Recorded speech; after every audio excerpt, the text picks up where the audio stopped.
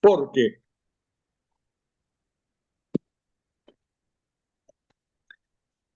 Porque por estas dos revoluciones había aparecido ahora los nuevos principios de legitimidad de los regímenes políticos. ¿Bien? Reiteramos, esto lo dijimos la clase anterior, volvemos ahora. Bien, ¿qué quiere decir esto? Quiere decir ahora que todo régimen político tiene que estar conformado conforme a los principios entonces que tenemos por la Revolución Francesa y la Revolución Industrial. ¿Qué quiere decir esto?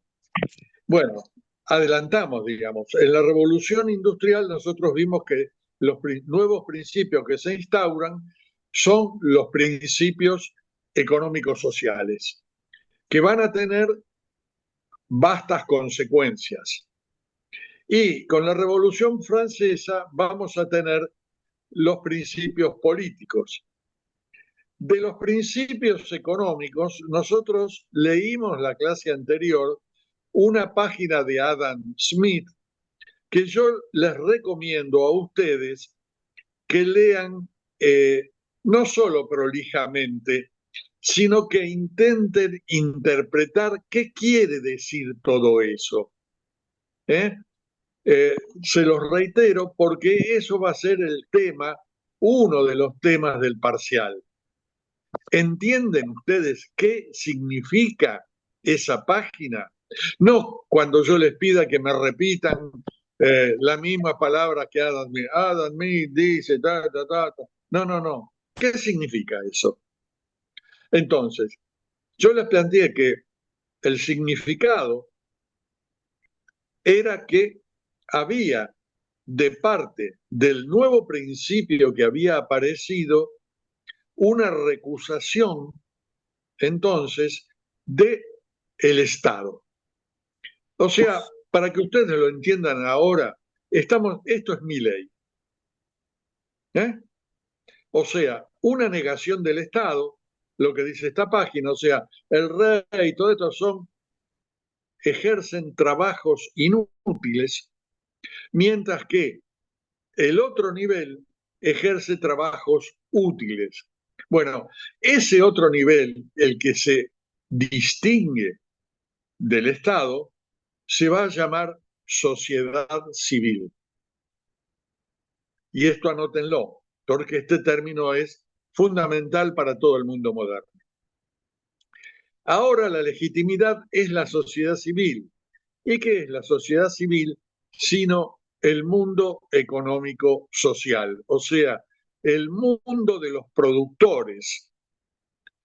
Y estos productores van a estar representados por los empresarios y por los trabajadores. Este es el principio de legitimidad de un régimen ahora, y no el que existía anteriormente, que estaba basado en el principio de los guerreros, la nobleza, y esto que se había instaurado como la legitimidad a partir de la corona del rey. Esto entonces es uno de los principios. El otro entonces, el de la Revolución Francesa, que nosotros vimos que también con el guillotinamiento del rey y con la proclamación de la República, que ahora va a ser la nación. Bueno, estos son los principios sobre los que va a transcurrir este mundo moderno. Nación es el principio político de legitimidad, ya no es más el reino. Y claro, a nosotros no va a ser fácil entenderlo, porque nosotros nacimos ya como nación. O sea, la Revolución de Mayo de 1810 y después la proclamación de la independencia en 1816 ya van a estar hechas en términos de una nación. Distinto sería si nosotros fuésemos habitantes de España, o de Francia. Entonces, el pasado es el principio del reino y el presente es el principio de la república, de la nación. Nosotros nacimos como república y como nación. Bien, entonces vimos lo de Adam Smith y yo les pido entonces que eso interpreten lo que quiere decir. Yo se los acabo de decir.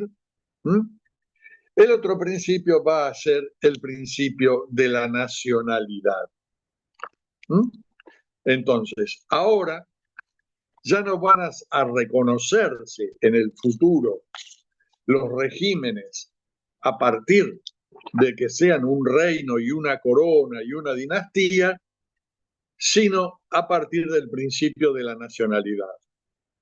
Nosotros hemos visto acá, entonces, que la nacionalidad entonces va a tener principios. Vamos a ver nosotros un texto que está en el programa señalado, que es de Pascual Mancini, que es sobre la nacionalidad. Y lo que va a plantear Mancini, que es un jurista, es entonces, a partir de qué se desarrollan los nuevos principios de legitimidad.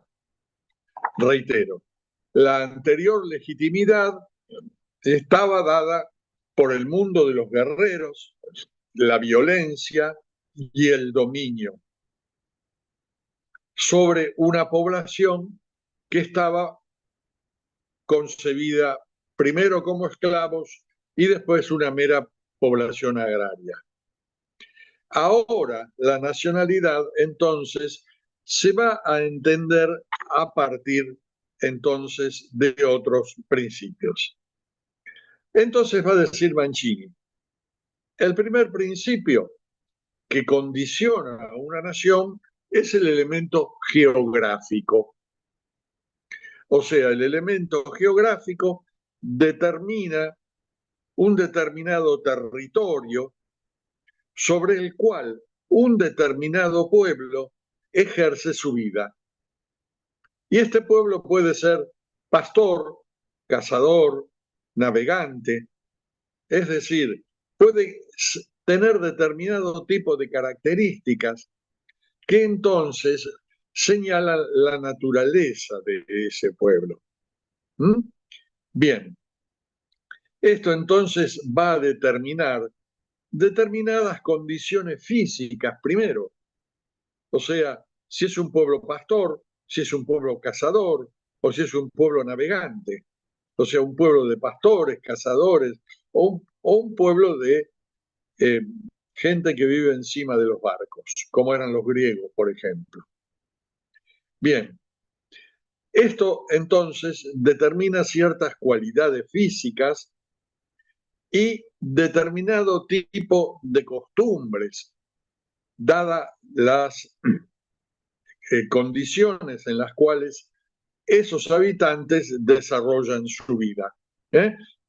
Si son pastores, van a desarrollar determinado tipo de vida, determinado tipo de condiciones, y esto va a determinar entonces una moral. Moral que va a ser el conjunto de costumbres de un pueblo, que va a ser el primer sustrato sobre el cual se asienta la nación. Las costumbres de un pueblo. Estas costumbres entonces va a determinar al mismo tiempo cualidades físicas. En esta época entonces esto era visto como raza, pero no entendamos la raza desde el punto de vista del racismo, porque desde ya Mancini sostiene que la raza humana es una sola. Sean negros, sean blancos, sean como fueren, hay una suerte de unidad de parte de este pueblo que constituye entonces sus caracteres físicos. Entonces, vamos enumerando. Primeras condiciones de una nación, un territorio. Después, determinadas condiciones físicas de ese territorio. Esas condiciones físicas determinan un conjunto de costumbres. Y entonces, ese conjunto de costumbres, sobre ellas, entonces empiezan a aparecer otro elemento fundamental, que es la lengua.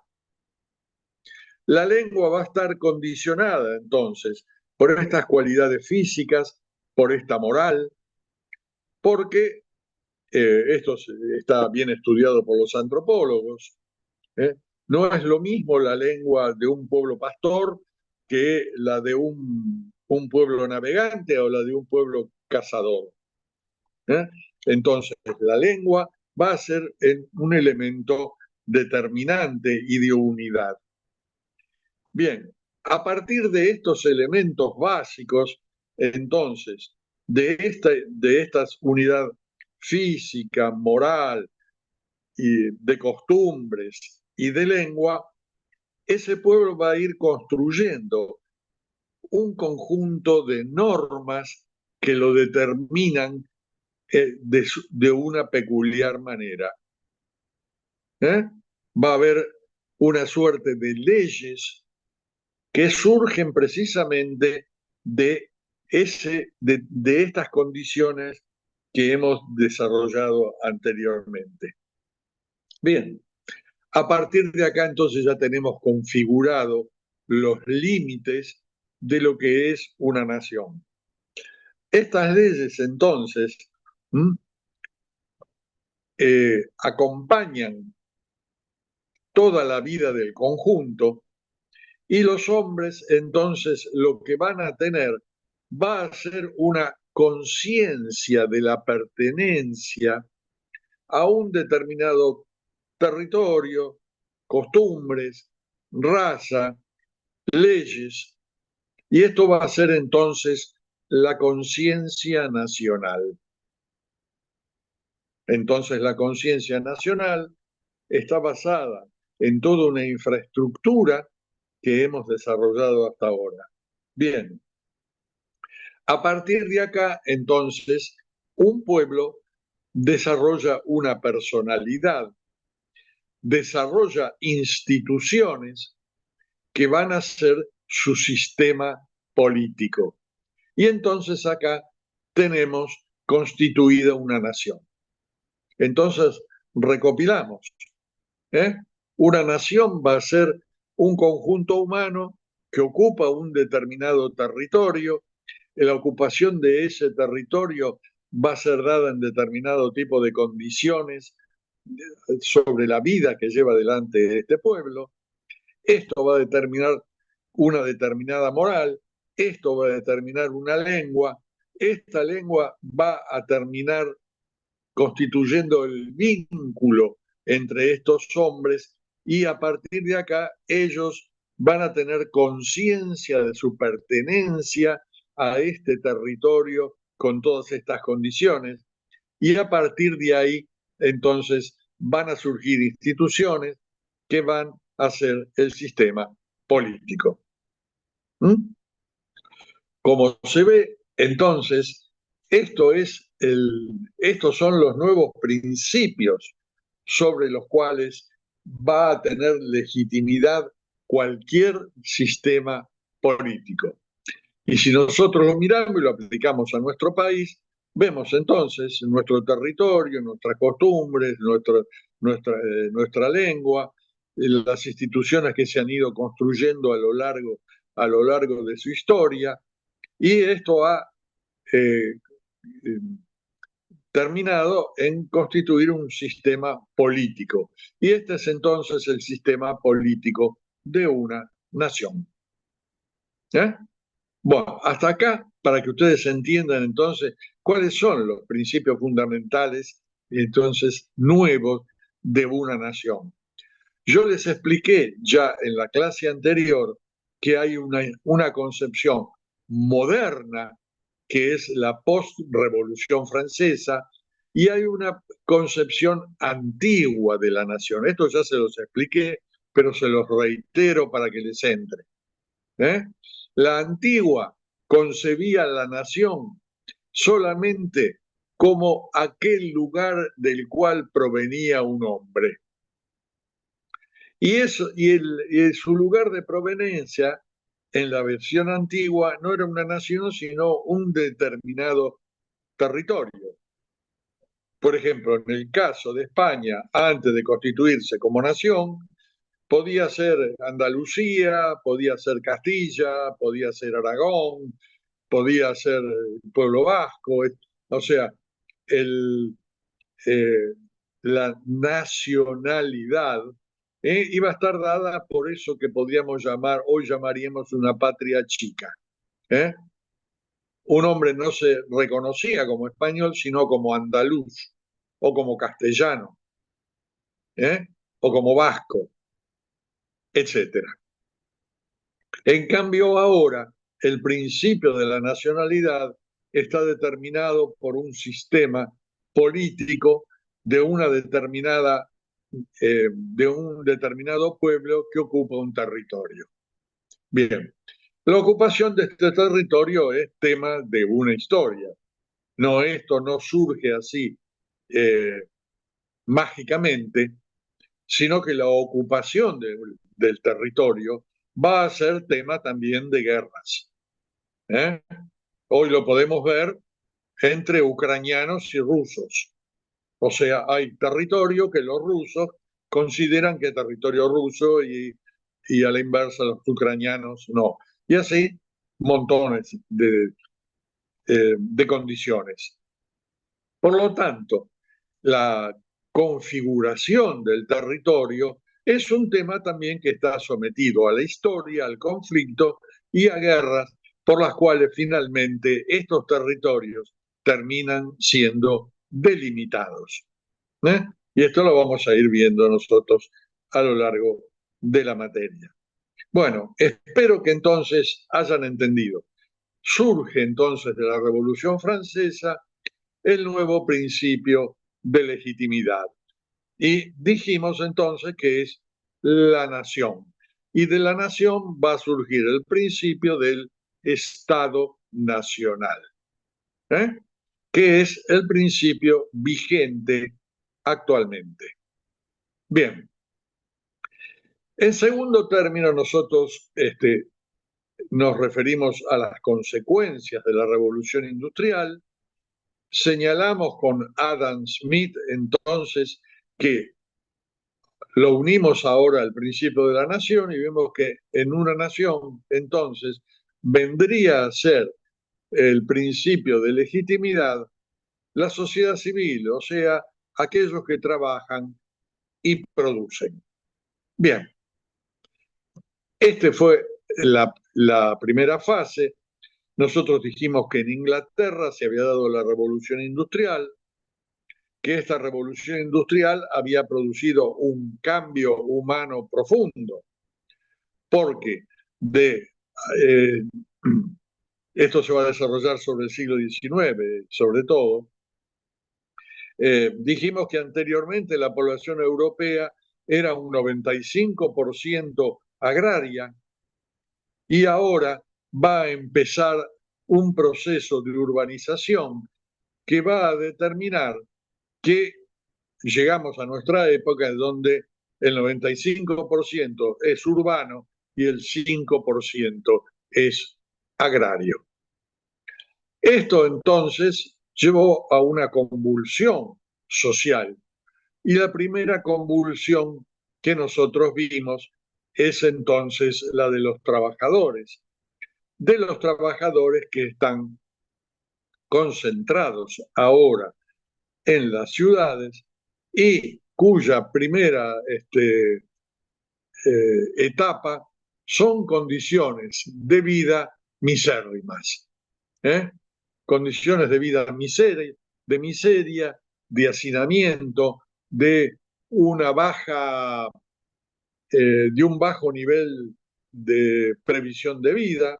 Ya también se lo señalé en la clase anterior, donde La vida entonces era para los varones una expectativa de vida de 26 años, para las mujeres de 24. Y esto no era otra cosa más que producto de esas condiciones misérrimas de vida. Bien, entonces la clase anterior la terminamos señalando que de acá lo que iba a aparición, lo que iba a ir apareciendo, es entonces una de las primeras cosas es el socialismo. Y entonces vimos que una de las características entonces de este nuevo mundo va a ser la presencia de las masas obreras y del socialismo. Y esto va a ser un largo conflicto que va a determinar la naturaleza de todo el siglo XIX. Y entonces vimos que cuando surge todos estos nuevos movimientos, o sea, las consecuencias de la revolución industrial, los escritores, los hombres que escribían sobre las condiciones de vida, van a empezar diciendo, va a haber una gran confusión al principio. Algunos, al ver las condiciones de miseria que lleva adelante esta urbanización, van a sostener que es necesario volver hacia atrás. O sea, que es necesario volver a un mundo de producción agraria y abandonar este mundo de la producción industrial, que produce miseria, hacinamiento, etc. Eso también se lo señalé entonces en la clase anterior. El resultado va a ser lecturas que van a concebir a esta etapa que ha aparecido ya no desde un punto de vista negativo totalmente, sino desde un punto de vista positivo. Y esta va a ser la visión de Marx y de Engels en el manifiesto, a partir del manifiesto comunista, que es escrito en el año 1847. ¿Qué ocurre con este manifiesto? Bueno, fundamentalmente esto. Lo que va a determinar Marx es que la revolución industrial no es un accidente, es un proceso histórico necesario que se ha abierto a partir del descubrimiento de América, la mundialización, o sea, la globalización de la Tierra. Antes piensen ustedes que la Tierra estaba sometida solo al mundo mediterráneo. El mundo era el mundo mediterráneo, allá hacia el este estaban las grandes potencias, sobre todo la India, la China, y hacia el oeste era el mundo subdesarrollado, a la inversa de lo que pasa hoy. Bien, el mundo entonces con el descubrimiento de América surge como una suerte de cataclismo, es una transformación violenta, porque ahora se expande ya el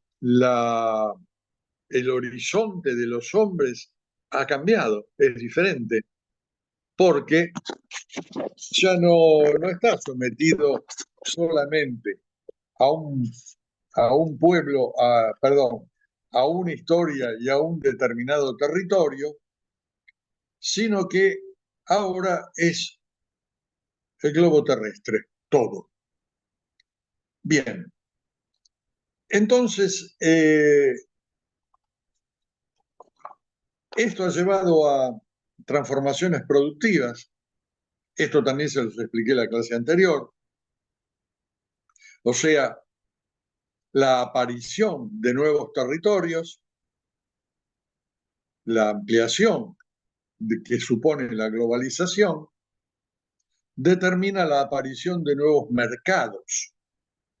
mercados que deben ser satisfechos con mercancías por medio de la clase comerciante. Y esto entonces genera una red en el mundo de un crecimiento económico exponencial. Va creciendo entonces la producción, y esto lleva de parte de las potencias europeas a la búsqueda de nuevos mercados.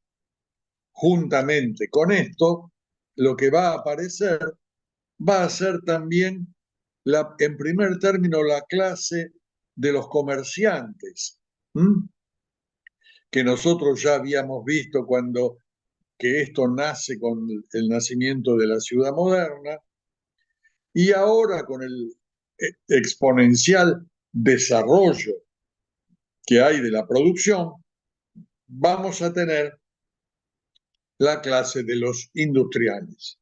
Comerciantes e industriales van a ser los sujetos de este nuevo mundo.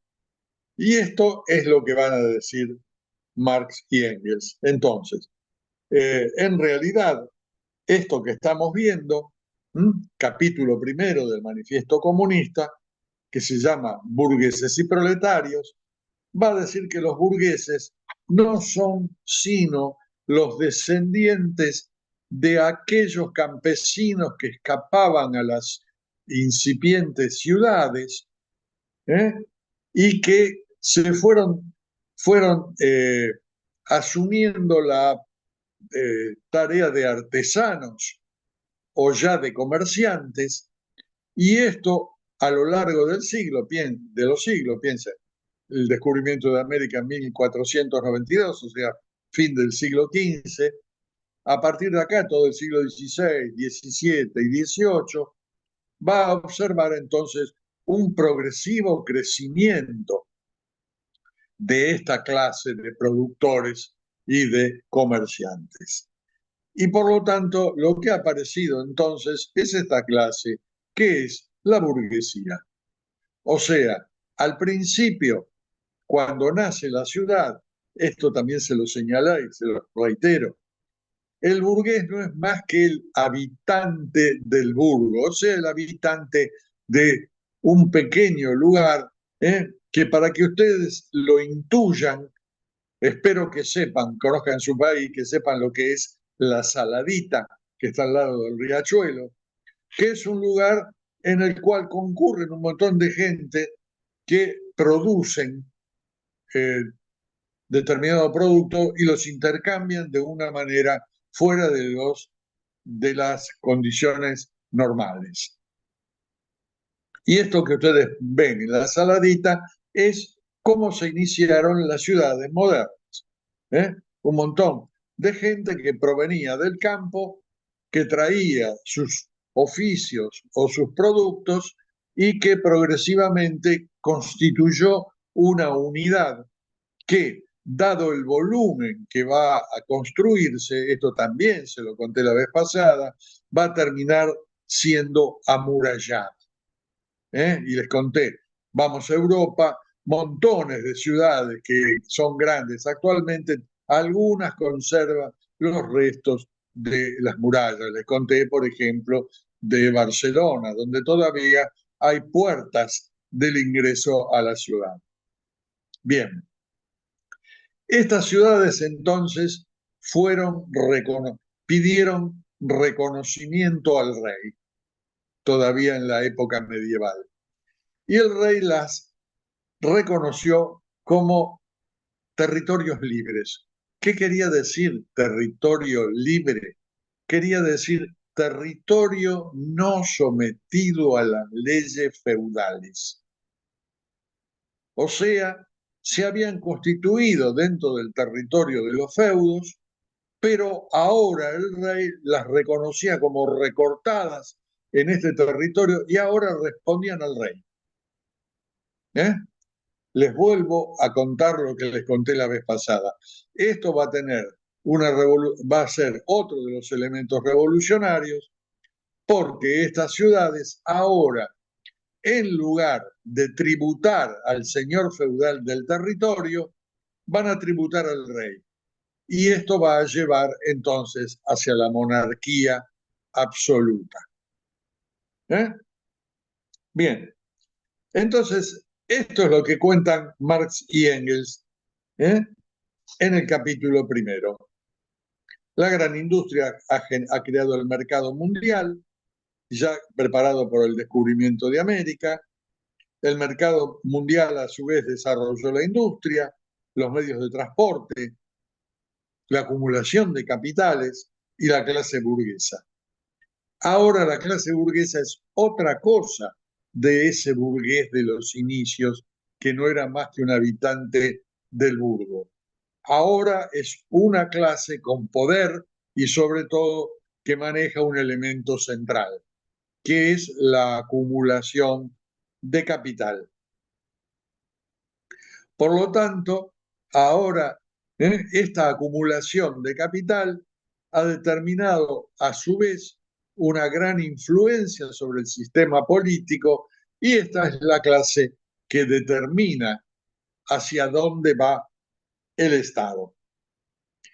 Pero, dicen Marx y Engels, junto con este crecimiento exponencial de la economía y de la producción, ha surgido una clase, la clase de los trabajadores, y esta va a ser entonces la lectura del socialismo. La clase de los trabajadores, entonces, va a ser aquella que debe ser reconocida como la que acumula también el capital que se quedan en sus manos los capitalistas. Y esta es la visión del socialismo. Si en 1850 la sociedad está dividida entre los propietarios del capital y los trabajadores, Marx y Engels van a hacer una lectura diferente de la economía. Esto va a ser el libro El Capital de Marx, en el cual no van a decir que sin la mano de obra de los obreros es imposible la acumulación de capital de la burguesía y que por lo tanto lo que deben hacer los trabajadores es disputarle a la burguesía el poder político que ellos ejercen a partir del monopolio del capital. O sea, las luchas de los trabajadores deben enderezarse a través de las organizaciones sindicales y a partir de las organizaciones sindicales, los trabajadores deben construir sus partidos políticos y estos partidos políticos entonces van a tener que disputar a la burguesía el acceso al gobierno. Esto lo vamos a ir viendo cómo se va desarrollando. Por lo tanto, el elemento fundamental, entonces, del manifiesto comunista va a ser el cuestionamiento acerca de la acumulación de capital. O sea, sin trabajadores no hay capital, porque capital es el conjunto de todos los bienes que produce una sociedad y que los capitalistas o burgueses se apropian indebidamente solo para ellos. Bien, este es el mensaje fundamental del socialismo. Y vamos a ver entonces que esto se va a ir desarrollando a lo largo del siglo XIX. El manifiesto comunista tiene 4 capítulos. Yo les leo el fundamental, que es el primero que ustedes tienen que leer. El segundo es la legitimación de por qué los trabajadores tienen que aspirar a ser los que también sean propietarios del capital. El tercero va a ser una lectura de Marx y Engels acerca de todos los las nuevas lecturas que hay sobre el socialismo, porque ahora el socialismo es un gran movimiento y hay muchos y distintos. Ellos se van a distinguir de todos los socialistas porque, a diferencia de la mayoría de los socialistas existentes, ellos van a plantear la aniquilación del capital de mano de la burguesía y su traslado a manos de los trabajadores. Mientras que el resto de los socialismos solo planteaba el mejoramiento de las condiciones de los obreros en distintos niveles. Va desde Owen, que generó ciudades que van a ser compartida la producción con los obreros, a otros que simplemente tratan de mejorar las condiciones socialistas. Y el último capítulo entonces va a ser el programa de lucha de los trabajadores hacia la apropiación del capital, que no es entonces otra cosa que producto del trabajo de toda una sociedad. Bueno, al final de la clase vamos a ver si entendieron bien todo esto. Bueno, entonces tenemos la gran transformación. Primer elemento de la gran transformación es esta: transformación económica y transformación política. Bueno, sobre la transformación política, entonces vamos a ver que lo que va a sentarse ahora con la Revolución Francesa va a ser la visión liberal. Entonces, vamos a explicar qué quiere decir esto de la visión liberal. El liberalismo tiene dos aspectos: el aspecto político, que supone entonces un determinado conjunto de principios. Esto los vimos la clase anterior. El básico y fundamental era la igualdad de derecho de todos los habitantes de un país, o sea, el fin de la distinción de estamentos.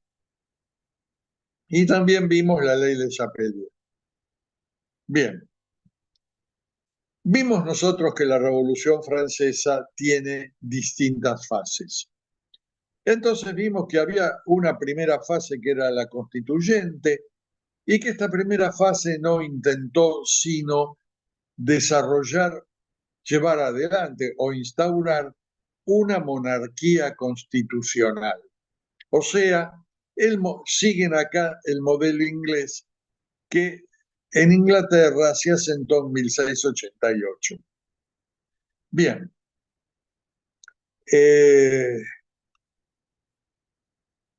Esta monarquía constitucional, como ustedes recuerdan, nosotros vimos que es resistida por el rey trata de escapar, las potencias externas, o sea, las potencias monárquicas externas, los austríacos, los prusianos, los ingleses, todos van a intentar invadir Francia para reinstaurar los principios monárquicos. Y hasta acá nosotros llegamos porque vimos que entonces esto daba lugar al jacobinismo, que es la tercera fase de la Revolución Francesa y que es su fase extremista. Esta fase entonces es la fase famosa de la guillotina. Empieza entonces una persecución, no solo ya se ha guillotinado al rey, sino empieza una persecución prolija de todos aquellos que pueden ser sospechosos de confabular contra la revolución. Esto da lugar entonces a que se instaure el principio, entonces, el principio rusoniano de la voluntad general. Yo les dije ya en la clase anterior que el contrato social de Rousseau era una especie, siguiendo el modelo de la escuela secundaria, de machete que tenían abajo de la butaca todos los diputados de la Revolución Francesa, por lo menos los republicanos, no los monárquicos, que eran minoría. Bien, esta situación, entonces, la de la voluntad general, impuso un régimen en el cual todos los principios de gobierno estaban en manos de lo que se llamó el Comité de Salud Pública, que no tenía que ver con la salud, sino que tenía que ver con el régimen político imperante. Y estos son los jacobinos. Manejan con total autoritarismo el Estado. Y por eso que desarrollan toda una serie de medidas tendientes a el absolutismo de la voluntad del pueblo. Y acá entonces los escritores políticos van a encontrar una suerte de paradoja. Van a decir, se hizo una revolución en contra del absolutismo de la monarquía y resulta que se ha instaurado otro absolutismo. Nada más que en lugar de ser el absolutismo de la monarquía, es el absolutismo del pueblo, que se lleva adelante merced a una minoría que es el Partido Revolucionario, que se asume a sí mismo como el representante total y absoluto del pueblo. Bien, este va a ser el límite entonces de el gobierno del jacobinismo, porque la Asamblea General de la cual ellos forman parte va a empezar a dejarlos en minoría y ahora la mayoría de la Asamblea se va a volver contra el autoritarismo de los jacobinos. Y esto va a comenzar entonces por quitarle de las manos el Comité de Salud Pública, que se lleva adelante mediante una revolución interna en el Parlamento que pone preso a oh, no me sale, bueno, al jefe de los jacobinos y le corta la cabeza. Bueno, con el corte de la cabeza del jefe de los jacobinos, entonces se marca el fin de la Revolución Francesa. O sea, acá se invierte entonces el principio sobre el cual venía desarrollándose la revolución. El que va a tomar el poder ahora va a ser Napoleón. Robespierre, gracias, Rodríguez. Va a ser Robespierre.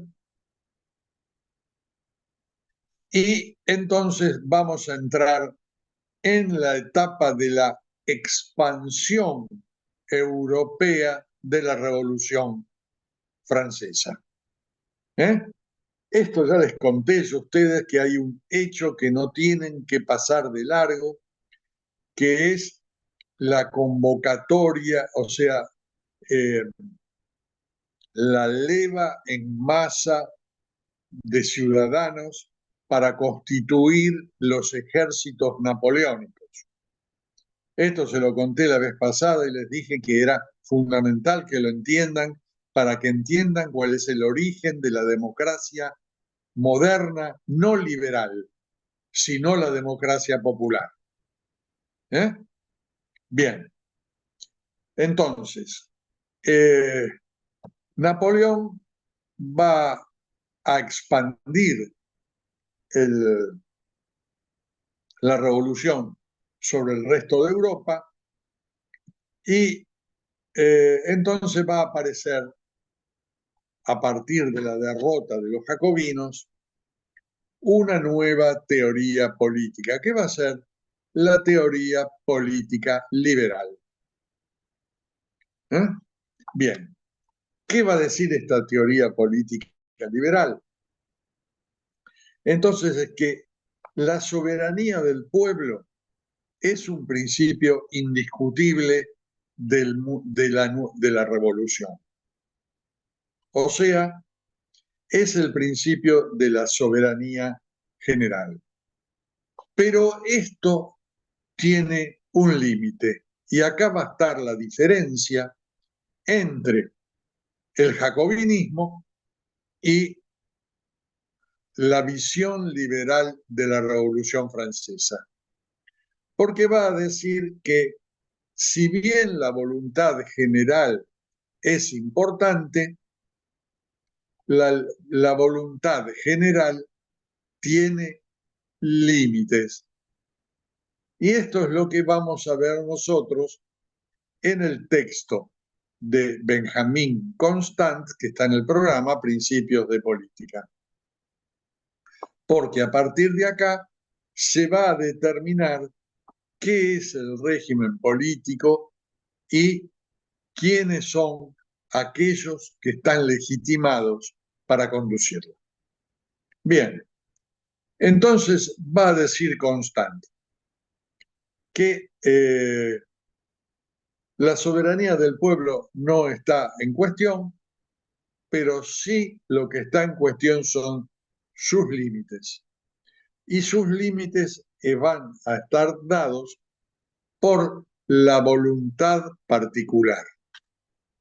O sea, la voluntad general debe reconocer en la Constitución una serie de principios que delimitan entonces a la voluntad general. Si ustedes agarran la Constitución argentina, lo primero que está determinado es que hay una voluntad general del pueblo argentino, pero que reconoce una serie de principios que son las libertades individuales. Y acá esto es definitivo para el liberalismo. Esto llega y queda instaurado. O sea, si un régimen no reconoce que hay también voluntades individuales, ese régimen es un régimen ilegítimo. Por lo tanto, hay una voluntad general que reconoce entonces los principios individuales.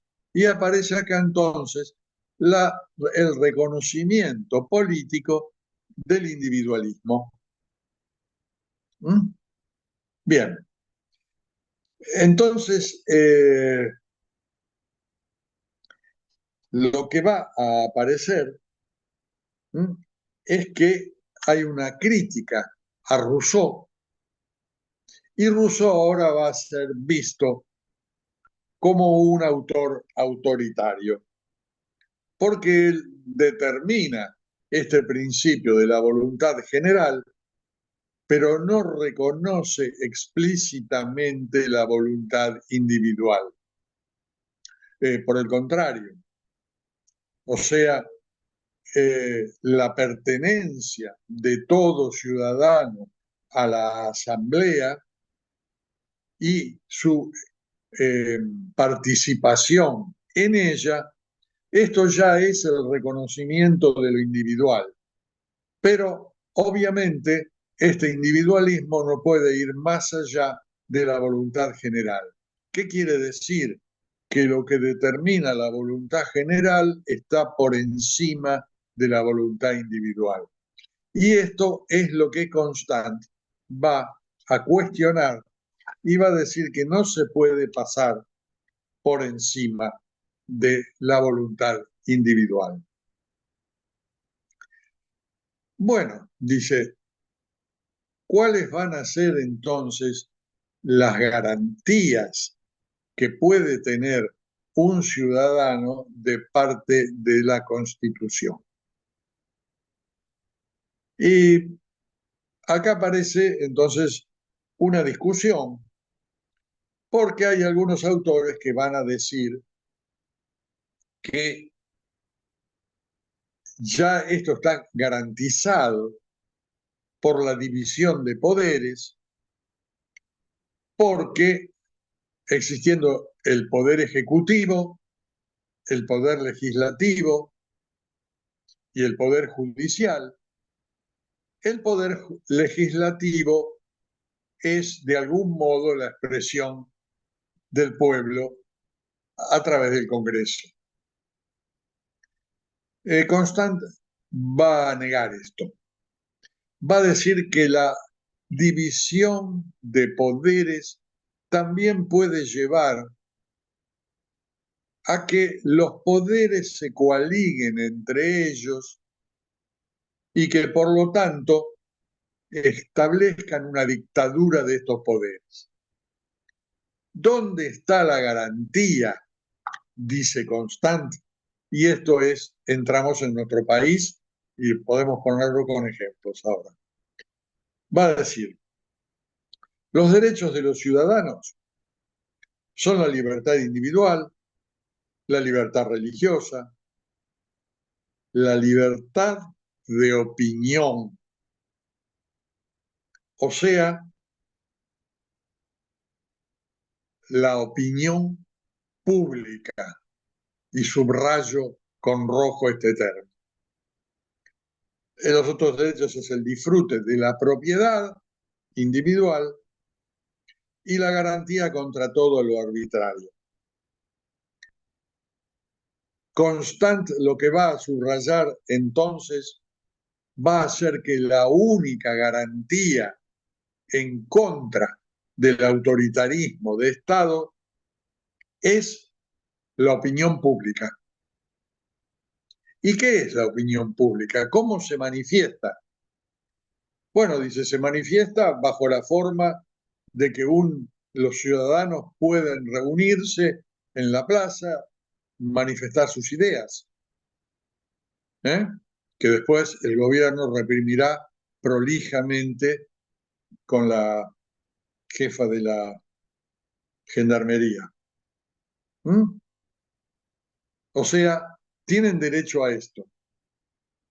Pero donde mejor se puede ver esto es en el desarrollo de la opinión pública a partir de la prensa. Y acá entramos entonces en nuestra época. La garantía contra el autoritarismo del Estado no está en la división de poderes, sino en la opinión pública y en la opinión pública representada por la prensa. Habrán leído ustedes que en Estados Unidos se le llama a la prensa el cuarto poder. Frente a la tripartición, el cuarto poder. ¿Por qué? Bueno, porque no está sometida en modo alguno a los principios del Estado. Surge de la propia sociedad. Y es la propia sociedad la que se manifiesta a través de ella. Y este entonces va a ser un elemento fundamental del liberalismo político. Porque la prensa, entonces, la prensa libre va a ser la expresión del pueblo y todo atentado en contra de la prensa, va a ser un atentado a la libertad individual y por lo tanto ese régimen pierde todo tipo de legitimidad. Si no respeta las libertades individuales expresadas en la opinión pública, que es la que hace frente a la opinión del Estado, a la opinión del gobierno, entonces no hay régimen libre. Es una dictadura. Bien, entonces estas son las condiciones. O sea, que entiendan ustedes que el liberalismo político se funda sobre los principios de la igualdad de todos los ciudadanos, pero esto finalmente como poder se va a expresar en la opinión pública y la opinión pública expresada a partir de la prensa. Si alguno de ustedes, espero que siendo estudiantes de ciencias políticas, estén al tanto de la política del país. Si no están al tanto, cámbiense de carrera, porque no entiendo para qué estudian esta carrera. Esto durante el gobierno de Cristina fue bastante claro, el enfrentamiento entre Cristina y los medios de comunicación. Básicamente, el diario La Nación y Clarín. Acá lo tienen clarísimo. Bien. Ahora,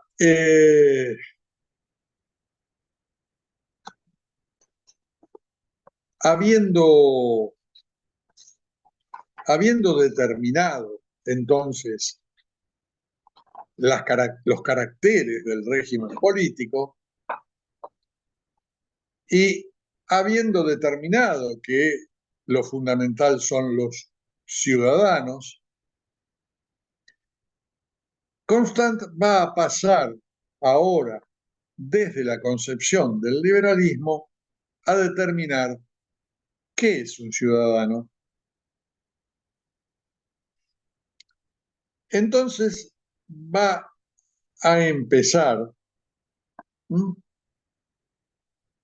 por determinar quién es un ciudadano. Y entonces va a ir a parar a la definición del ciudadano, que va a ser la definición clásica del liberalismo. Se es ciudadano por dos condiciones: ser propietario y ser alfabeto. Vamos a explicar. El primer elemento del ser propietario es el que no puede ser concebido como ciudadano los sirvientes de una casa. ¿Por qué? Bueno, porque viven adentro de una casa. Piensen ustedes, los sirvientes están sometidos a la voluntad de sus patrones, viven y comen de sus patrones y por lo tanto carecen de todo tipo de voluntad personal. En segundo término, la alfabetización. Si no se es alfabeto, no se puede acceder a la prensa, que es el elemento básico de circulación de cómo circula el poder o la información de cómo circula el poder. Y por lo tanto, esto hace que Si no se es propietario y se es culto, no se es ciudadano. Profundicemos el tema de la propiedad. Dice,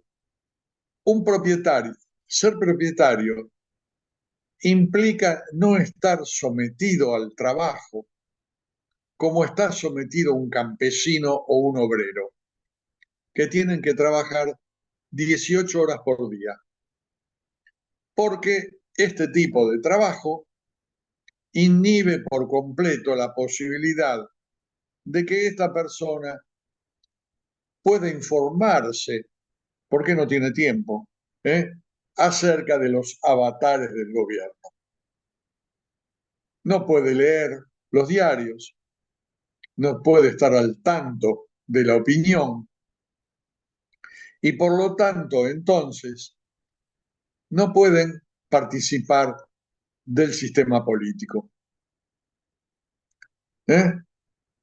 La condición de propietario determina que esta persona tenga un espacio libre de tiempo para poder ocuparse de lo que es la política. Esto no puede estar, no son condiciones que pueda tener entonces ni un campesino, ni un obrero. Bueno, por lo tanto, la cuestión del propietario, vamos a ver, yo les dejo después, van a leer el texto, todas las condiciones para ser propietario. O sea, eh, que tenga una determinado tipo de renta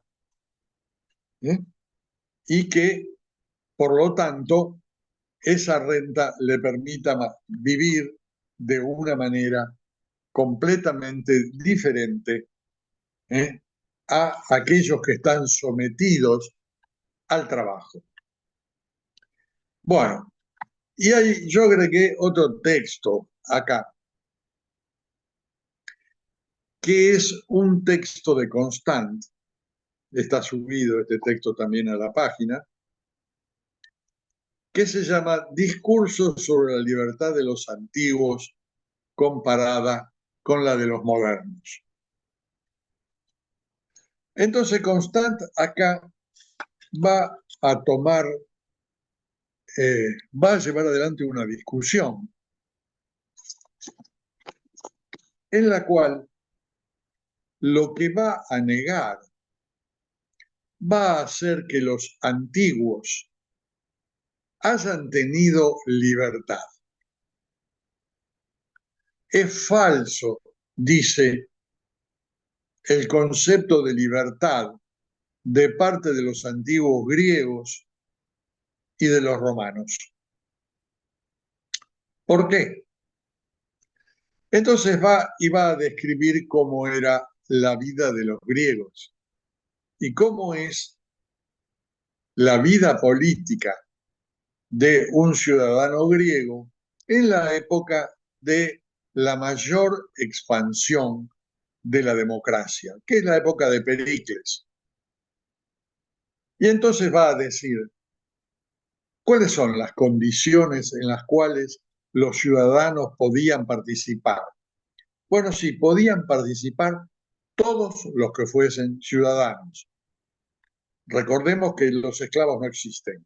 El esclavo en el mundo antiguo es asimilable a un animal. Los romanos lo llamaban instrumento parlante o animal que habla. Bien. Ciudadanos van a ser entonces todos aquellos con derecho para concurrir a la asamblea. Ahora bien, ¿qué discute la asamblea? Dice. La asamblea discute fundamentalmente el conjunto de normas que habrán de gobernar a la sociedad y sobre todo la de el derecho o la proclamación de la guerra hacia el exterior. Porque dice, si nosotros miramos la vida privada de los griegos, vamos a ver que carecen de eso que los modernos tenemos como libertad individual. Ejemplo muy claro está esto en uno de los ejemplos, vamos a ver otro, en los matrimonios. O sea, la trama de la sociedad griega estaba constituido por un conjunto de clanes. El clan no es más que la ampliación de la familia, o sea, clan es una organización que reconoce un origen común, pero a su vez ese origen común está disperso en un montón de clanes menores y después de esto en familias. ¿Eh? Entonces, lo que rige para el individuo es la voluntad del clan. Los clanes tenían clanes amigos y clanes no amigos. Y el joven, que a los 18 años era reconocido como ciudadano en una ceremonia importante, debía casarse, pero su casamiento no estaba determinado absolutamente por su voluntad, sino por las relaciones de amistad de los clanes. Debía casarse con una mujer de un clan amigo. Y esta elección no estaba en manos de él. Podemos decir entonces que la institucionalidad de eso que se llama amor estaba dividido en dos partes.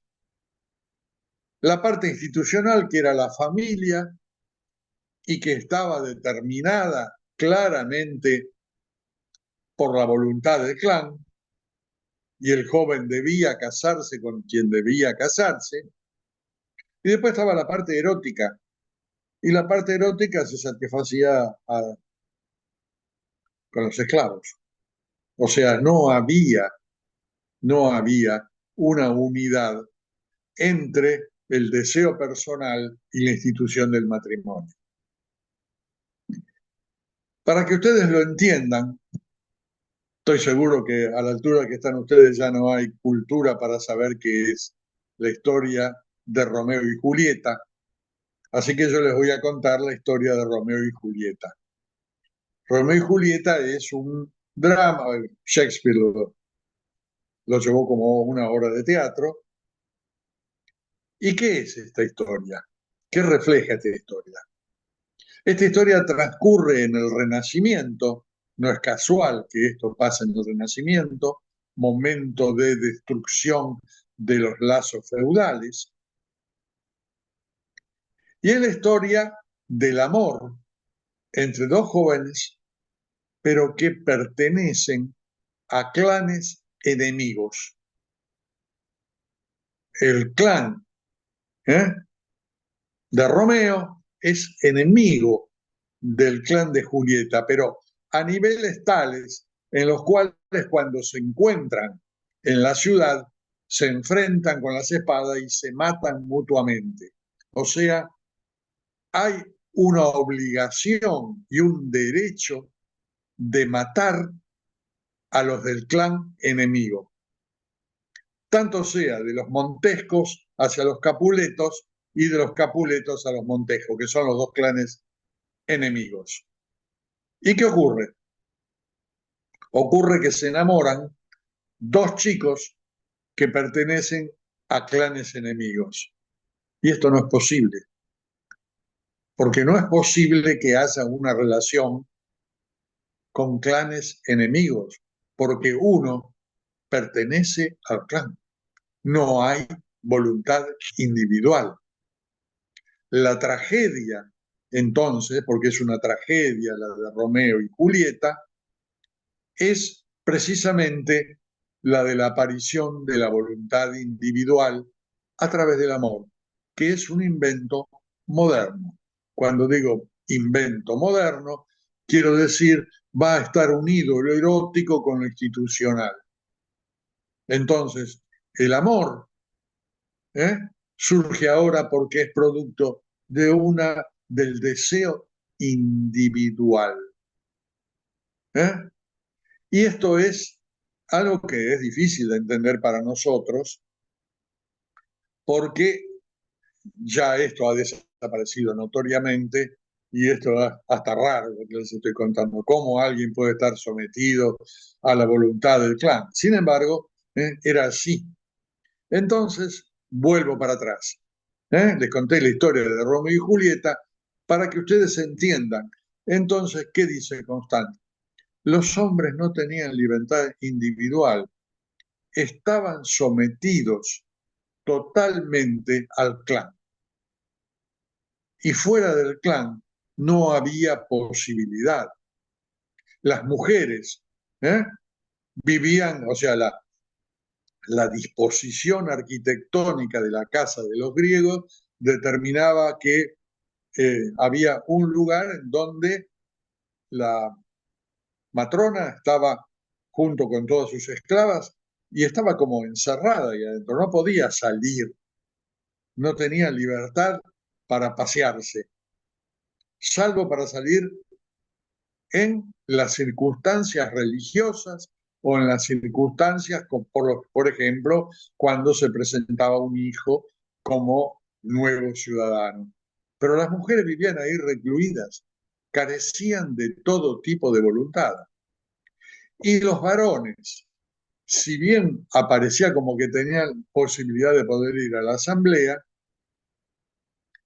no carecían de voluntad individual frente a las costumbres del clan y frente a las costumbres de la sociedad.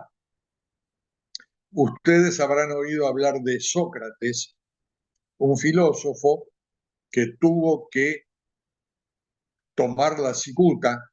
¿Y por qué? Bueno, porque la polis descubrió entre comillas, que él tenía dioses diferentes a los dioses de la polis. Y esto no era admisible. No se podía tener dioses diferentes a los dioses de la polis. Sócrates decía que lo que él reflexionaba en realidad eran unos pequeños daimon, de ahí viene la palabra demonio. En los griegos el daimon es una especie de ser que vincula al hombre con el dios, y que los daimones le hablaban al oído. Si ustedes tienen un poco de ambición cultural, podrán ver que están apareciendo en estos días, aparece permanentemente en Internet, que están haciendo grandes descubrimientos en Pompeya, esa ciudad que se desapareció hundida por la erupción del volcán.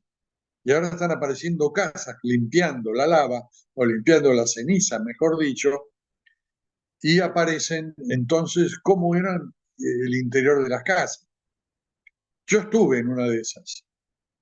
Y una de las cosas que se ven, o sea, estuve en una casa y la vi, el guarda me dejó pasar hasta llegar al lado, las paredes están pintadas de colores pastel, son ocres o son naranjas o son color sangre, y tienen pintados angelitos. Y estas son ciudades anteriores al cristianismo. O sea, los ángeles no son inventos del cristianismo. Ya los antiguos conocían al ángel porque el ángel era aquel que se vinculaba entre los hombres y los dioses. Y los ángeles no son ni buenos ni malos. Termino toda esta explicación. Por ejemplo, habrán oído hablar de Cupido, ese ángel que flecha a una mujer o a un hombre y los hace enamorar inmediatamente. Y este es un ángel desde el punto de vista ciego, desde el punto de vista moral, y que es ciego. O sea, no tiene ningún tipo de condición. Él flecha arbitrariamente. Vuelvo entonces al individualismo. Entonces dice Constant, los griegos y los romanos vivían sometidos a sus clanes y carecían de la libertad individual.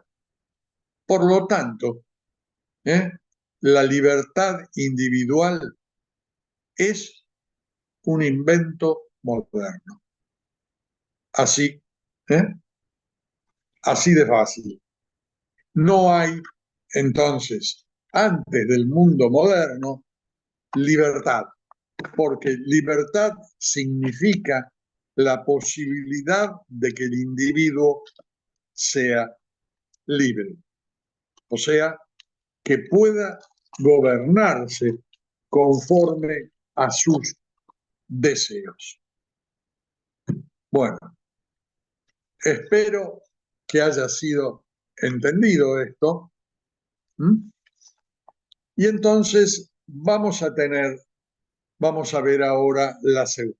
Hasta acá hemos visto la primera fase del programa, que es la burguesía en el poder, la burguesía en el ascenso, y ahora vamos a ver la burguesía en el poder.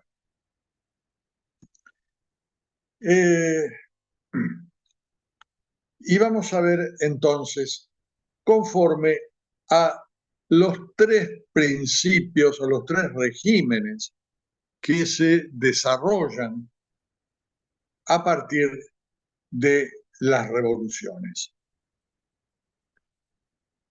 Los tres regímenes que se desarrollan a partir de las revoluciones van a ser todos fundados en la soberanía del pueblo. Eso debería haberse contado al principio. Pero la soberanía del pueblo va a ser entendida de diferente manera. Para el pensamiento liberal, la soberanía del pueblo está en el individuo. O sea, que se va a entender con el principio que les enseñé, sociedad civil, y el principio del individualismo. Así se lee el nuevo principio político de la soberanía del pueblo. La soberanía del pueblo se expresa para el liberalismo en el individuo y aparece como conjunto atomístico de individuos, que es la sociedad civil, concepto liberal. Segunda forma de entender la voluntad del pueblo, como clase trabajadora. O sea, esto va a ser lo que desarrollan los pensadores, sobre todo el marxismo. La voluntad del pueblo está expresada básicamente en las clases trabajadoras. Todo aquel que trabaja es una expresión de la voluntad del pueblo. Tercera forma de entender la voluntad del pueblo, y es la nación. O sea, pueblo es entendido como una comunidad territorialmente determinada que tiene una cultura, y la cultura va a ser básicamente el principio de legitimidad. Entonces, los tres principios modernos de la voluntad del pueblo a su vez se van a diferenciar. Liberalismo, el individuo; clase trabajadora, el socialismo; y la cultura nacional para el nacionalismo. ¿Eh? Bien. Bueno, vamos a continuar entonces con el desarrollo de lo que es el desarrollo posterior a 1850 del principio socialista. Bien, y el desarrollo posterior lo vamos a ver entonces ya a partir de la constitución de los partidos políticos trabajadores. ¿Eh? O sea, vamos a ver la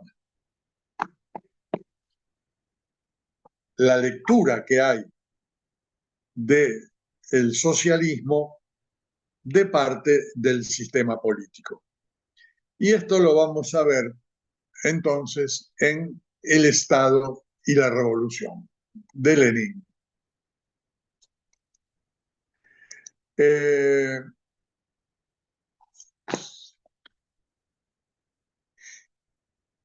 Bueno, lo vamos a ver a partir de un trabajo entonces que tiene 4 capítulos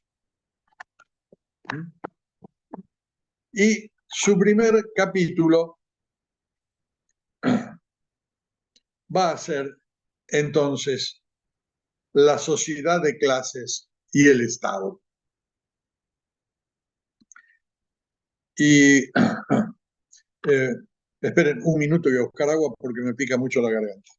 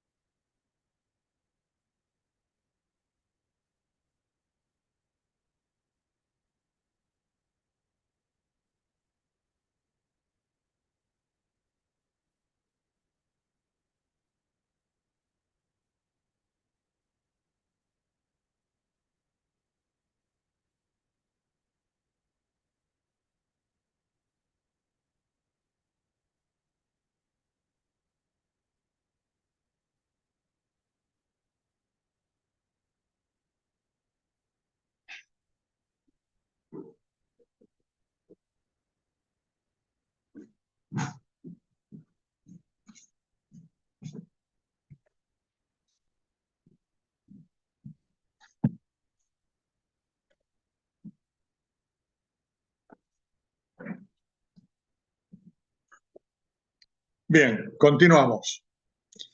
Entonces, les decía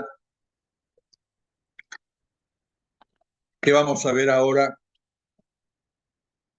cómo aparece entonces el socialismo a partir ya de la constitución de los partidos obreros. Y entonces acá el trabajo clásico es el de Lenin, El Estado y la Revolución. Trabajo complejo, como todos los trabajos de Lenin. Bueno, en el capítulo primero va a decir se titula La sociedad de clases y el Estado. Y el Estado, dice, es el producto del carácter irreconciliable de las contradicciones de clase. ¿Qué quiere decir esto?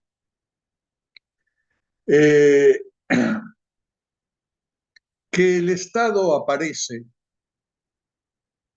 en el momento en que hay una guerra entre las clases. Y esta guerra entre las clases produce un antagonismo insuperable. O sea, la sociedad se parte por el enfrentamiento entre los proletarios y los burgueses. Y en la medida en que este enfrentamiento es irreconciliable, aparece una entidad que se llama Estado, que va a intentar entonces que esta guerra no destruya la sociedad y que pueda controlar entonces a los trabajadores, que son aquellos que van a ir en contra del Estado. Por lo tanto, el Estado es un instrumento de represión de parte de los trabajadores, perdón, hacia los trabajadores de parte de la burguesía. Y que, por lo tanto, el Estado no es una entidad neutral, sino una entidad que reprime los trabajadores y conserva las condiciones de explotación de la sociedad capitalista. Bien.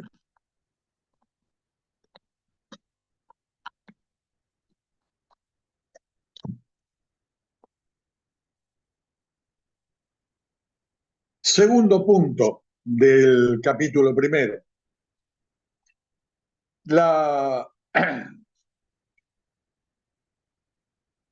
Para controlar este enfrentamiento, entonces el Estado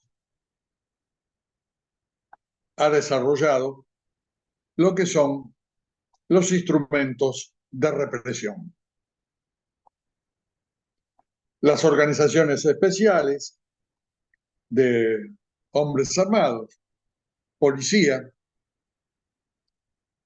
y después todo lo que de ahí se desprende, las cárceles, etcétera, etcétera.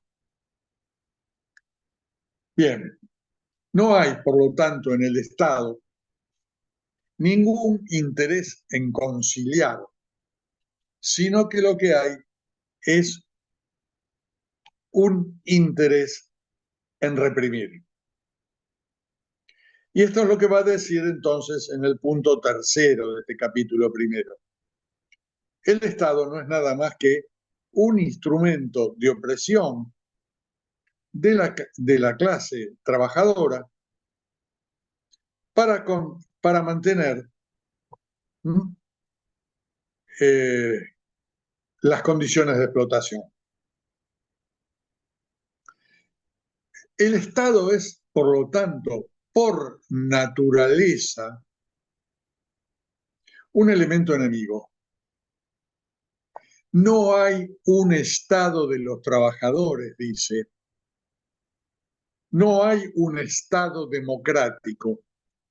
El solo hecho de ser Estado ya implica su carácter de represión.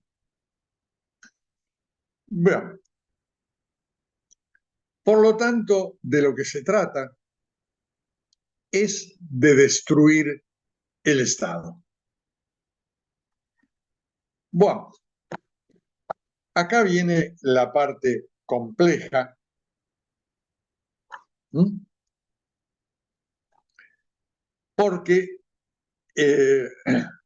ya Engels había dicho que con la revolución social desaparecería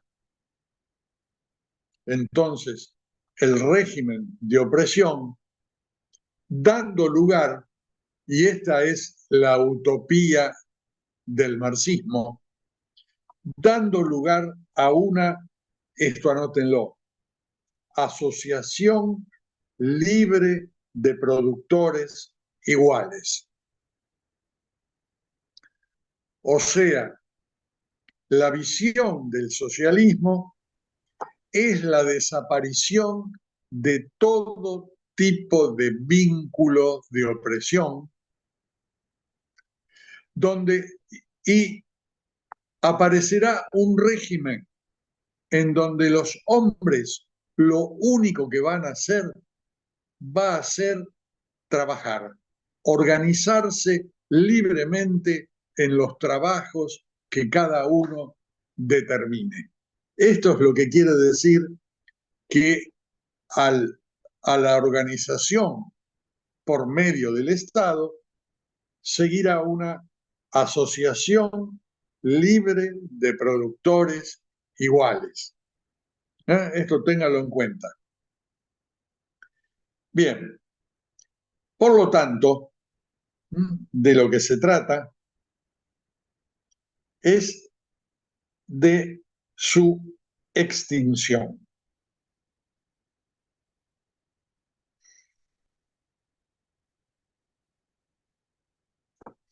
Acá aparece entonces una polémica.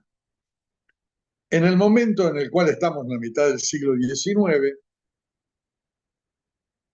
el gran movimiento obrero se haya dividido en dos partes. Por una parte, lo que podemos llamar los marxistas, comunistas, y por otra parte, los anarquistas. Bien, los anarquistas van a acusar a los comunistas de autoritarios. Para los anarquistas, la única tarea fundamental de todo anarquista es la destrucción, o mejor dicho, la abolición del Estado por medio de la destrucción. Es la utopía anarquista.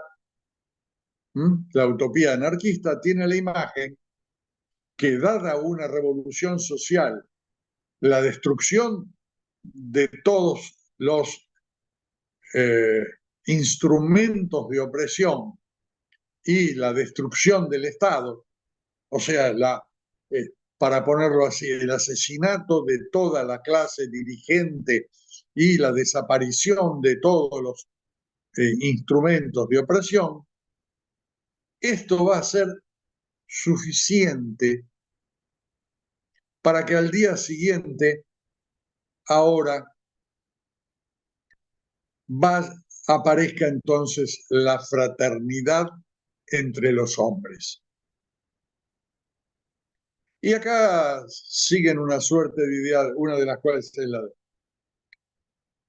de Rousseau, del animal feliz, según el cual los hombres vivían felices hasta que uno dijo, esto es mío. Y ahí apareció la división, la opresión, etc. Por lo tanto, liquidando la opresión, va a aparecer la fraternidad entre todos los hombres. Bueno, es importante que entiendan la ideología del anarquismo. En este momento estamos viviendo nosotros en nuestro país un ideólogo anarquista, pero de derecha, que es Milei. cuando su pelea contra el Estado y viva la libertad, etcétera, este es un ideal anarquista, pero un anarquismo de derecha. Lo de los trabajadores era un anarquismo de izquierda. Esto es importante que lo tengan en claro. Bien, o sea, hubo un anarquismo burgués y hay. Bueno, Lenin, entonces, siguiendo las enseñanzas de Marx y Engels, va a decir que el Estado se va a extinguir. ¿Eh? Porque, perdón, borro esto que dije. Siguiendo las enseñanzas de Marx y Engels, es necesario tener en cuenta que el Estado es el producto de un proceso histórico y que el dominio entre los hombres es una suerte de cultura tradicional que no puede ingenuamente terminar de un día para el otro. Quiere decir,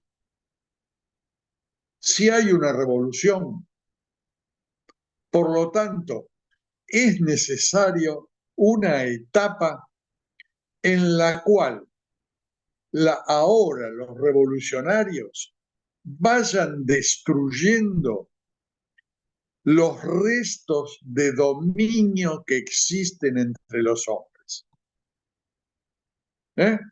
Para que ustedes lo entiendan, el feminismo, por ejemplo, es una de estas formas. Es necesario que terminar con una forma que era natural y que no era natural. Es necesario terminar con el dominio del macho sobre la hembra, porque esto es histórico. Y no, si no terminamos esto, no hay igualdad. Entonces, lo que van a decir es que la revolución tenemos que reconocer 3 etapas. Entonces, si están con un lápiz en la mano y una hoja, tracen una línea. Y esta línea divídanla en 3 partes. Entonces tenemos la primera parte, que es la sociedad dual, la sociedad capitalista de dominio, que termina con la revolución socialista, la revolución comunista. Ahora voy a distinguir entre socialismo y comunismo. Termina con la revolución socialista. Bien, ahí es destruido el Estado. Pero Marx y Engels, dice Lenin, no creían ingenuamente que por destruir el Estado, al otro día iba a aparecer la fraternidad universal.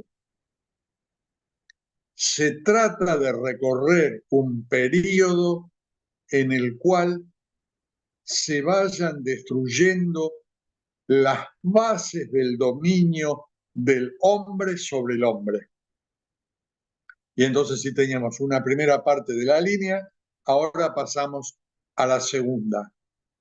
Este es el proceso más importante de la revolución. O sea, la revolución no consiste solo en destruir el Estado, sino ahora en destruir la historia de dominio de los hombres contra hombres. Esto se va a llamar dictadura del proletariado. Y esta etapa entonces va a consistir en ir destruyendo progresivamente todos los residuos de dominación en todos los niveles. Primero, obviamente, va a ser esto la socialización de los medios de producción. O sea, todos los medios de producción van a pasar a manos de los trabajadores. Esto no va a ser fácil. ¿Mm? En todo caso, después, si ustedes quieren, me preguntan sobre esto. Esto no va a ser fácil. Entonces, va a haber una etapa en la cual con el pasaje de los medios de producción a manos de toda la sociedad, comienza entonces el proceso de destrucción.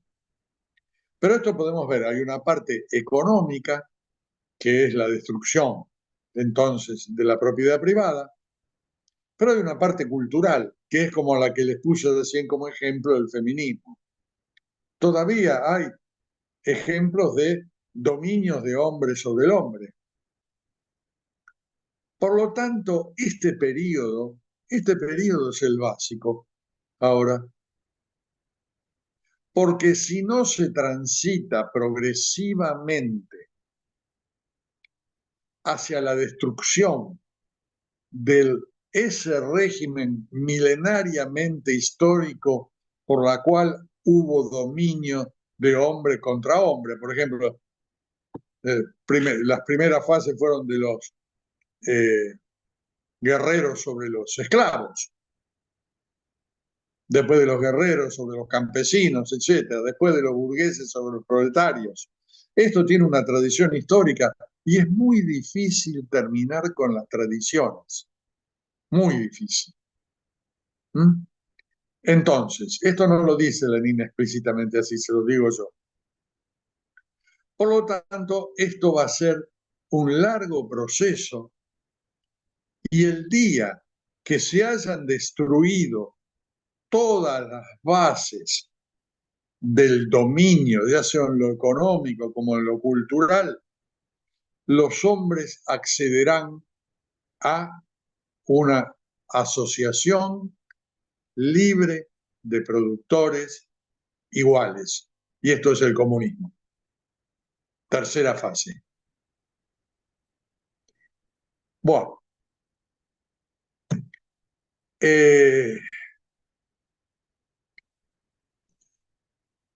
espero que alguno de ustedes que estudia ciencia política sepa que hubo un régimen comunista, que hubo una Unión Soviética, etcétera. Espero. Digo esto por experiencia porque vienen chicos que ni siquiera saben qué era la Unión Soviética. Y uno se pregunta, ¿para qué estudian ciencia política? ¿Por qué? Bien.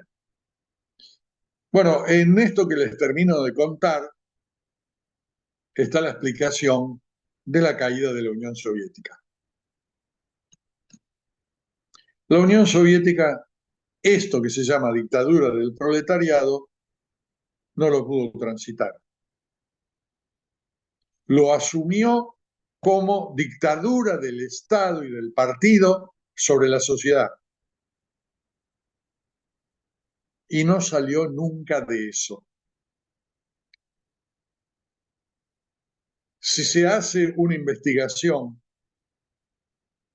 sobre las distintas etapas que recorrió la Unión Soviética, se van a ver que están las declaraciones del Partido Comunista de la Unión Soviética intentando dar algún ejemplo de que se avanzó hacia el comunismo, lo cual era absolutamente falso, porque finalmente la sociedad estalló, porque ese régimen no funcionaba de acuerdo a lo que fue la utopía marxista.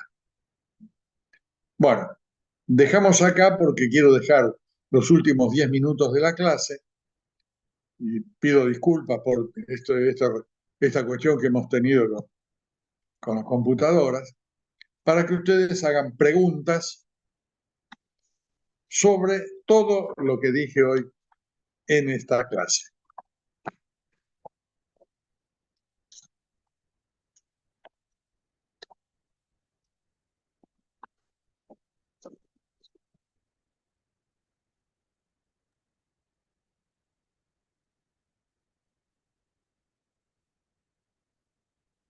Marcos, ¿me escuchás? Sí, Héctor, te escucho. Me escuchan los alumnos, ¿no? Sí, sí. Digo, porque no escuché, no tengo ninguna respuesta.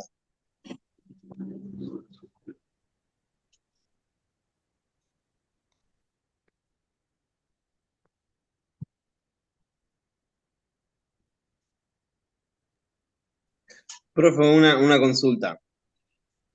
Sí, Usted dijo que la opinión pública y después eso se traslada a la prensa sería el cuarto poder, pero usted lo dijo en Estados Unidos, que lo veían así, pero que en la Revolución Francesa eso lo veían como un poder más para hacer contrapeso. ¿Qué pasa cuando el Estado tiene influencia y toma poder sobre la prensa? No le puede hacer ningún contrapeso. ¿cómo que pasa? Es decir, cuando un Estado se mete con la libertad de prensa, es un Estado autoritario, o sea, ha dejado de ser un Estado legítimamente moderno.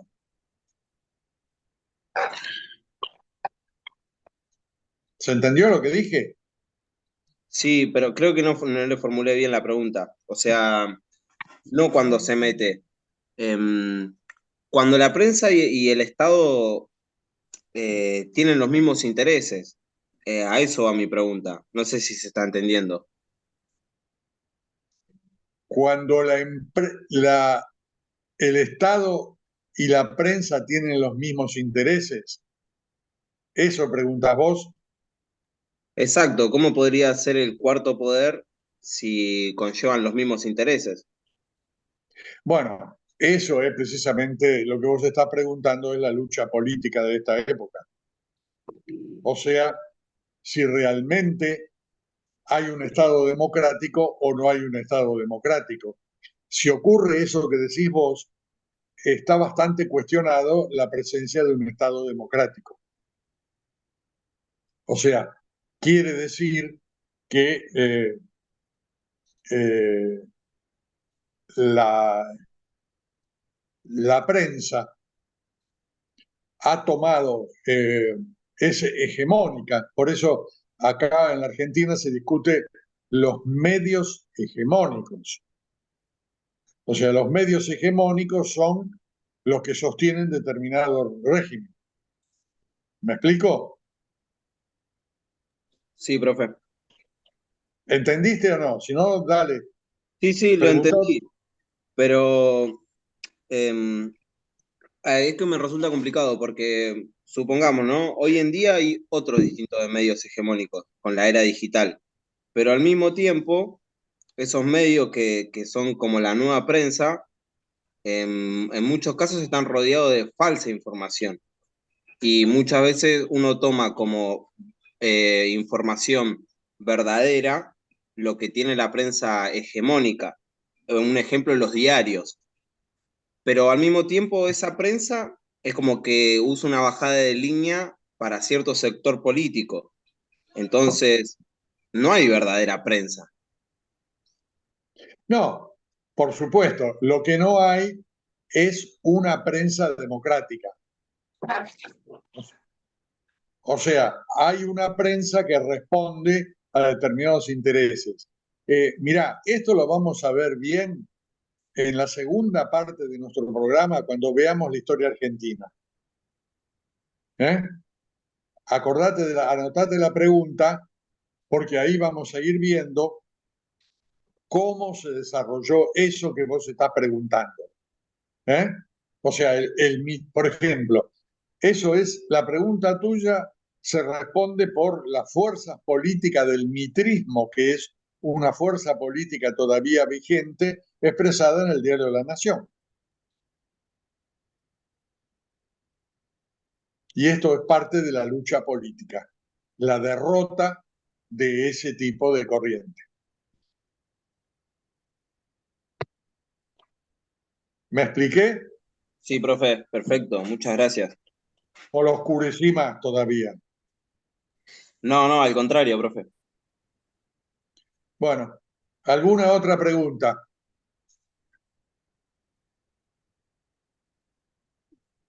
Lo del comunismo quedó claro. Profe, sobre lo del comunismo, una consulta también. Usted habló sobre la dictadura del proletariado. Yo no conozco ningún país, o no se me viene ahora a la mente, cuando usted sacó a la Unión Soviética, que haya pasado por eso. Pero sí se me viene un ejemplo, y no quiero hablar mal sobre eso porque no tengo tanta información, que lo leí hace mucho tiempo, que se llamó la Comuna de París, pero que solo duró 2 meses. ¿Eso lo puedo usar como ejemplo para tener algo en cuenta la dictadura del proletariado? Mira, la Comuna de París es una especie de mito de la izquierda, porque cuando lleguemos ahí, que es la guerra franco-prusiana, ¿eh? Lo vamos a ver en la próxima clase, cuando veamos ahora el desarrollo del principio nacional en la segunda mitad del siglo XIX. Y ahí vamos a tener que tocar la guerra franco-prusiana. Es importante, además, los, como te diría, los accesos a la guerra franco-prusiana, porque esto tiene mucho que ver después cómo se configuró el sistema político argentino, en especial el peronismo. Pero esto esperará que lleguemos a la segunda parte. Anotate todas estas preguntas, porque si lo hiciera ahora tendría que hacer todo el programa para explicarte esto. ¿Eh? Ahora, eh, durante la guerra franco-prusiana se produjo eso que se llamó la Comuna de París. No fue lo único que existió, existió otra cosa, pero como hay una especie de historia escrita por la izquierda, quedó solamente esto, que fue una especie de expresión que duró 40 días. Pero hay otra parte, que son los ejércitos nacionales de Gambetta. Sobre esto no se habla, y esto es importantísimo. ¿Eh? Y no tiene que ver con el socialismo, sino con el nacionalismo. Porque lo que se expresa cuando vos me estás marcando la Comuna de París, la Comuna de París tiene una lectura socialista, pero en realidad fue también una expresión nacionalista, o sea, una expresión en contra de los prusianos que habían invadido Francia. ¿Eh? Esto es importantísimo. Lo que pasa es que el nacionalismo no aparece en el horizonte de la izquierda. Y entonces, como ocurren estas cosas, eh, lo que no tenemos conciencia no lo vemos. Lo que no tenemos conceptos no lo vemos. Pasa delante de nuestros ojos y no se ve. Esto lo vamos a ver también cuando veamos más particularmente el nacionalismo. ¿Me expliqué? Sí, profe. Así que vos has hecho una serie de preguntas que yo te pido que te las anotes porque las vamos a ver hacia el final. ¿Eh? Bien. ¿Alguna otra? Sí, yo. Cuando usted menciona la dificultad grande que existe para que se pueda tomar los medios de producción en manos del proletariado o socializar los medios de producción, no solamente por una cuestión de que obviamente los burgueses no van a, los propietarios no lo van a entregar, sino que además tienen el poder de las armas en general del lado de ellos. No es algo que se pueda dar fácilmente, sino es por el uso de la fuerza, que no es que siempre está dominando por el lado del tenedor de los medios de producción. Así que ellos pueden poner un horario de 16 horas de trabajo, darle pan y alguna que otra hortaliza, llevarse todo lo que la producción para aumentar su capital, y no hay manera de que eso se revierta. No, no, no. Vos no entendiste las tres fases. Sí, La primera fase, que termina con la revolución, implica la destrucción de todos los medios de claro, violencia en manos de la burguesía. claro, por eso, pero ¿cómo llegamos a esa fase? ¿Cómo llega? Y esto ¿Cómo se es la puede? revolución. Es la revolución social eso. Exactamente. O sea, Ahora, eso es la revolución, en Rusia es la revolución de 1917. Es ahí, eso. claro, ahí se La llegó. destrucción la destrucción del ejército del zar y la institución del ejército rojo. Esto es. Entonces, lo que vos decís que viene después no existe, porque ahora hay una nueva fuerza. La violencia está en manos del proletariado. En ese momento. Ujú.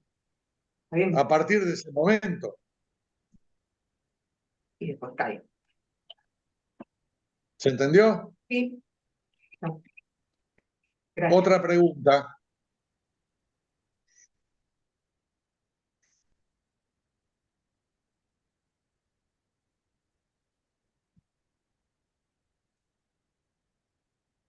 ¿No hay ninguna otra pregunta? Entonces, ¿está todo claro?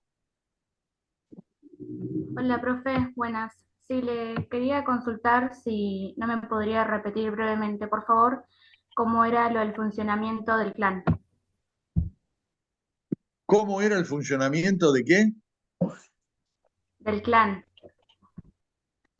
Ah, bueno, el clan es una forma natural de expansión de la familia. Eh, o sea, ¿qué es un clan? Es, otra vez te reitero, es un conjunto de familias que reconocen un origen común. ¿Eh? Eh, por ejemplo, qué sé yo, hay en la Argentina varios que se reúnen, pero ya no tienen la importancia que tenían en el mundo antiguo, porque el clan era la forma organizacional del mundo antiguo. O sea, si vos vivías en el mundo antiguo, vos formabas parte de una familia y esa familia a su vez era parte de un clan y todo eso determinaba tu vida. ¿Eh? ¿Se entendió? ¿Qué más querías saber vos?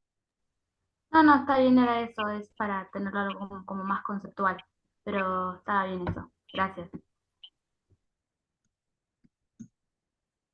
¿Alguna otra pregunta?